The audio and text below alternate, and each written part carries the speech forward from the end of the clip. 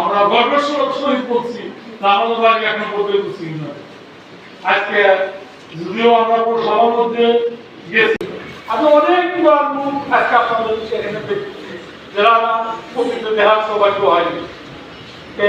আপনাদের উদ্দেশ্য করব যে মাননীয় এমপি সাহেব আপনাদের এই ইউনিয়নের প্রতি অত্যন্ত গুরুত্ব দিয়ে আমাদের সম্মানিত সভাপতি শফি ভাইয়ের নেতৃত্বে যে টিম এখানে এসেছে সেই টিমে আরো যারা সদস্য রয়েছেন এবং আমাদের আরো জনাব আমিরুল খান আলিম ভাইয়ের নির্দেশ ক্রমে আজকে আমাদের আপনাদের নিয়ে মত বিনিময় সভা। আজকে ইতিপূর্বে আপনারা জানতে পেরেছেন ইউনিয়নকে বিএনপি ঐক্যবদ্ধ করতে হবে এবং সুসংগঠিত করতে হবে এই আশাবাদ ব্যক্ত করেছে। এবং আরো আছেন আমার চেয়ার নেতা মোহাম্মদ ফরাদ আলী ভাই। আমরা চর অঞ্চলবাসী মূলত উপস্থিত থেকে এই সেন্ট্রাল কমিটিগুলো আপনারা আমাদেরকে এই কমিটির কাছে হস্তান্তর করবেন।